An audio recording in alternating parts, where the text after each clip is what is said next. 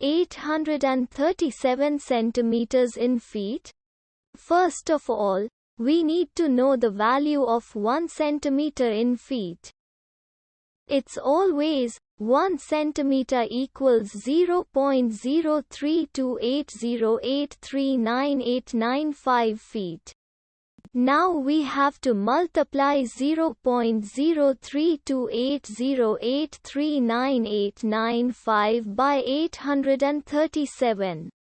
Therefore, 837 centimeters times 0.03280839895 feet equals 27.460629921115 feet. So, in other words, 837 centimeters equals 27.460629921115 feet. We hope you have enjoyed this video. Please like and subscribe to our channel for more videos like this.